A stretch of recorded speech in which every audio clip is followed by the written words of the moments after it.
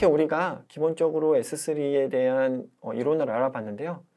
실무에서는 우리 AWS3를 구축할 때 어떤 부분을 고려해야 될지 한번 살펴보도록 하겠습니다. 먼저 우리가 스토리지를 사용할 때는 결국 특정 서비스와 같이 연계를 돼서 많이 활용을 할 텐데요. 그 S3의 그 데이터의 양이 어느 정도 필요한지 당연히 먼저 제일 중요하겠죠. 물론 중복 저장되는 부분이 없는지, 아니면 불필요하게 데이터를 너무 고사양의 아니면 고 스토리지 클래스에 저장하지 않는지에 대한 구조에 대한 또 고려가 필요해서 데이터의 관리 및 구조를 고민을 해봐야 되고요. 뿐만 아니라 요즘 또 개인정보 문제가 큽니다. 그래서 개인정보를 특정 이 퍼블릭 이 S3 버킷 같은 데 저장을 한다고 하면은 이게 아무나 그 유출이 되거나 노출이 될 확률이 높겠죠. 그렇기 때문에 이 뭐 개인정보나 민감한 정보들에 대해서는 S3 구축 시 이 보안 정책이나 이 접근 제어, ACL과 같은 부분에 대해서, 그리고 VPC와 같은 네트워크 망에 대한 부분도 충분히 보안 정책을 수립해서 이 최대한 프라이빗하게 관리하는 부분이 필요합니다. 그리고 S3와 같은 경우는 당연히 이제 3번씩 중복 저장이 되긴 하지만 특정 이 가용 영역이 만약에 뭐 장애가 생기거나 화재나 아니면 특정 문제로 인해 서비스가 되지 않을 경우에도 가용성이 필요한 부분이 있습니다.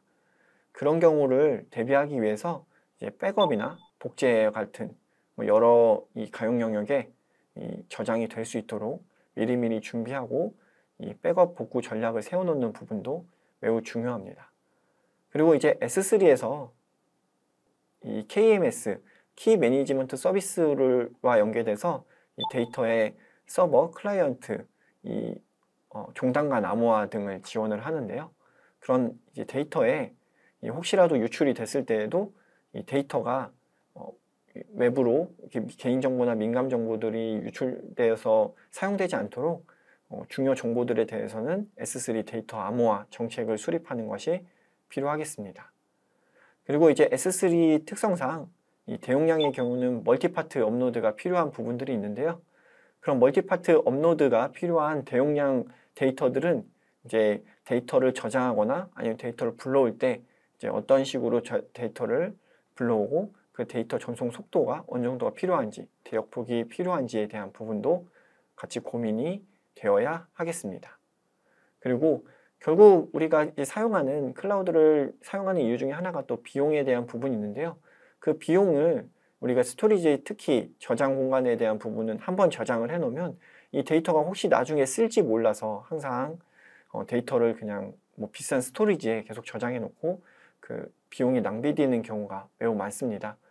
그렇기 때문에 과금 모델을 이해하고 그 데이터 스토리지 클래스의 데이터의 중요도와 그리고 데이터의 수명 주기 등을 고려해서 비용 최적화에 대한 부분을 설정하는 것이 필요합니다. 마지막으로 데이터 라이프 사이클을 관리해서 필요 없는 데이터들을 삭제하고 아니면은 최대한 저렴한 스토리지 클래스로 이관한다든지 하는 방식으로 데이터의 비용 관리를 함으로써 S3 스토리지를 효율적으로 그리고 최대한 비용 절감을 함으로써 기업의 클라우드 운영에 도움이 되도록 구축을 하고 거기에 운영을 하는 것이 중요하도록 하겠습니다.